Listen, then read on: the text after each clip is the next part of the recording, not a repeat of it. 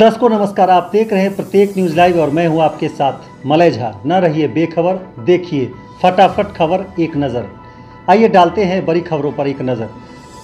Lockdown के बाद भी लगातार अपराधियों का मनोबल बढ़ता जा रहा है और बड़ी खबर पटना से आ रही है, जहां की पटना के अगमकुआं थाना क्षेत्र में दिन दहाड़े 2 बाइक सवार अपराधियों ने मछली व्यवसायी से लगभग 3 लाख रुपये लूट कर फरार हो गए।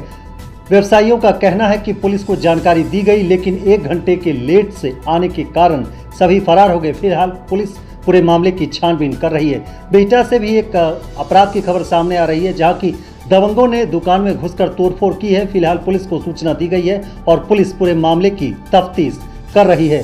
बिहार में विधानसभा चुनाव का तापमान अब धीरे धीरे गर्माने लगा है और इसी के मातहत विभिन्न पार्टियों के द्वारा अदला बदली का खेल भी शुरू हो गया है। बांका के राजनीतिक माहौल को जावेद इकबाल अंसारी ने एक नया आयाम दिया है और बताया जा रहा है कि ये जदयू के पूर्व मंत्री थे और इन्होंने राजद का दामन थाम लिया है। इसके वजह से बांका का जो राजनीतिक चुनावी तापमान है वह अब एक नया सियासी रूप लेता जा रहा है।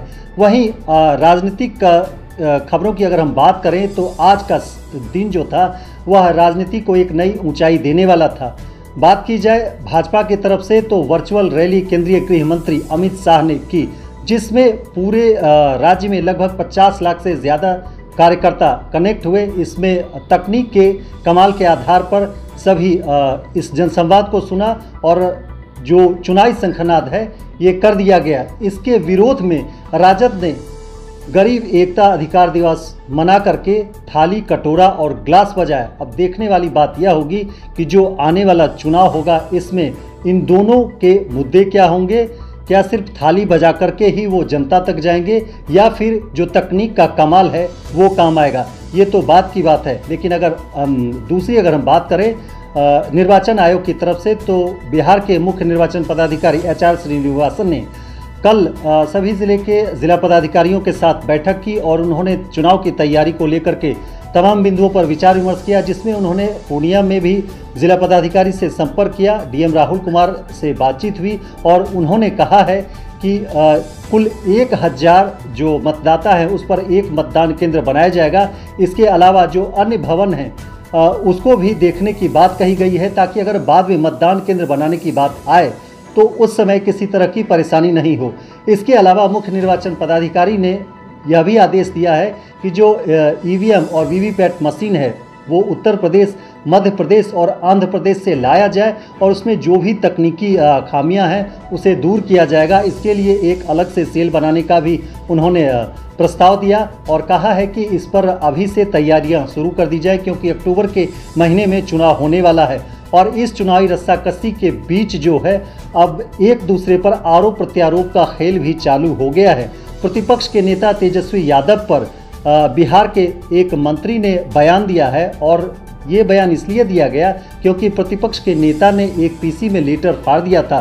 उससे गुस्साए इस मंत्री ने बयान दिया है और कहा है कि कोई भी रहे, अगर वह किसी भी तरह के लॉकडाउन के मामले का उल्लंघन करता है तो उसके ऊपर कार्रवाई की जाएगी। इसको लेकर के राजद में खींचतान चल रही है।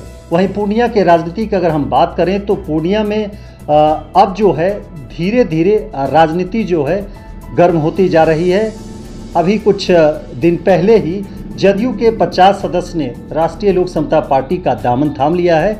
हम आपको यह बता दें कि ये जितने भी सदस्य थे पहले से ही एक नई साजिश भीतर चल रही थी, लेकिन अब जाकर के यह आया है कि ये सभी राष्ट्रीय लोक समता पार्टी का दामन थाम लिए हैं।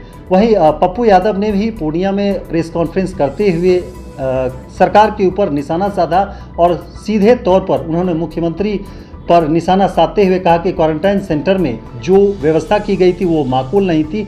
इसमें कई करोड़ के घोटाले का भी उन्होंने आरोप लगाया और कहा कि 65 करोड़ रुपये क्वारंटाइन सेंटर में घोटाला किया गया है। साथ ही गमछा और सैनिटाइजर के तौर पर उन्होंने 38 करोड़ रुपये घोटाले का आरोप मुख्यमंत्री पर सीधे तौर पर लगाया।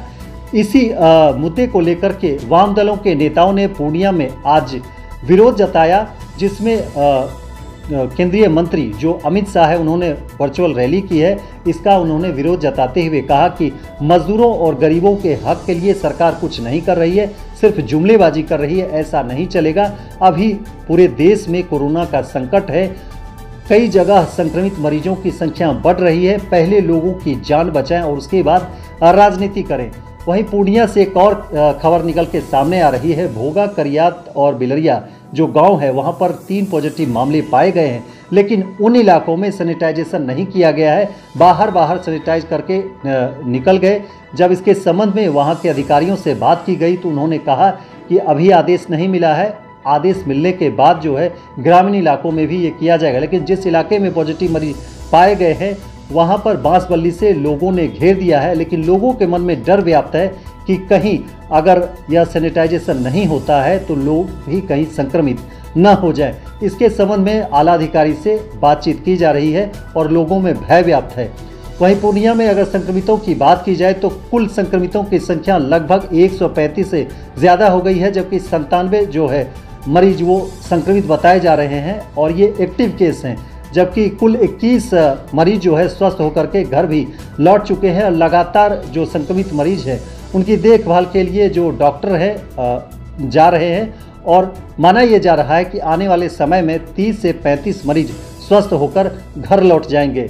वहीं संक्रमित मरीजों की अगर बात की जाए तो अस्पताल के इलाके में जो आइसोलेशन वार्ड बनाया गया है वहाँ पर जो जांच होनी चाहिए वह माकूल जांच नहीं हो रही है। पूर्व में 21 मई को ही ये कहा गया था कि यहाँ पर भी कोरोना की जांच हो जाएगी, लेकिन वो मशीन अभी तक नहीं लगाया गया है। लिहाजा यहाँ जो जांच होनी चाहिए वो नहीं हो पा रही है और यहाँ से बाहर दरभंगा भेजा जा रहा है, जिसके कारण जो जांच होनी चाहिए उसमें विलंब हो रहा है। तो ये भी लोगों में एक आक्रोश देखा जा रहा है। 8 तारीख यानी कि सोमवार से मंदिर, मस्जिद, गिरजाघर, गुरुद्वारे के अलावा रेस्तरां और शॉपिंग मॉल खोल दिए जाएंगे। इसके मद्देनज़र सरकार ने गाइडलाइन जारी किया है, जिसके मातहत कहा गया कि सोशल डिस्टेंसिंग का पालन करना अनिवार्य होगा और लोगों को मास्क पहनना होगा। अगर मंदिर जाते हैं तो 5 लोगों से ज़्यादा के जाने की इजाज़त नहीं है। साथ ही वहाँ पर भी आपको सोशल डिस्टेंसिंग और मास्क पहनने का ख्याल रखना होगा। घंटी नहीं बजा सकते हैं और मूर्ति को छूने की मनाही है। इसके अलावा रेस्तरां में यह भी आदेश जारी किया गया कि जो भी लोग पहुंचते हैं उन्हें सलाह दी जाए कि वो खाना पैक करके घर लेकर जाए, क्योंकि अभी का दौर जो है संक्रमण का है। इसलिए इसी मातहत स्वास्थ्य को देखते हुए लोगों को सलाह दी जा रही है कि वो खाना पैक करवा करके घर ले जाएं। वहीं अब अगला जो दौर होगा उस दौर में स्कूल को खोलने की बात सामने की जा रही है। इसके लिए सरकार विभिन्न स्कूल के प्रबंधनों से बातचीत कर रही है, दिशा निर्देश दिया जा रहा है। इसको लेकर के 8 तारीख को पूर्णिया में आरडीडी के ऑफिस में स्कूल प्रबंधन और अभिभावकों के बीच बैठक होगी। जो फीस का मामला है इस पर भी बातचीत होगी और इसमें क्या निकल के सामने आता है यह कल ही पता चलेगा। उसके बाद अगर हम पूरे प्रदेश की बात करें बिहार के नज़रिए से, तो यहाँ पर जो संक्रमित मरीज है उसका आंकड़ा बढ़कर 4,598 से ज़्यादा हो गया है। लोगों को बेवजह घरों से बाहर निकलने की सलाह नहीं दी जा रही है कि आप नहीं निकलें। अगर आप निकलते हैं तो मास्क का इस्तेमाल अवश्य करें, क्योंकि 2 गज की दूरी और ये मास्क ये जरूरी अनिवार्य है। अगर इस सिद्धांत को अपनाते हैं तो आप स्वस्थ रहेंगे, दूसरों को भी स्वस्थ रखेंगे। आज के लिए इतना ही। कल बड़ी खबरों के साथ हम फिर हाजिर होंगे। तब तक के लिए बने रहिए प्रत्येक न्यूज़ लाइव के साथ। May your life be full of stories. The plush new XUV 500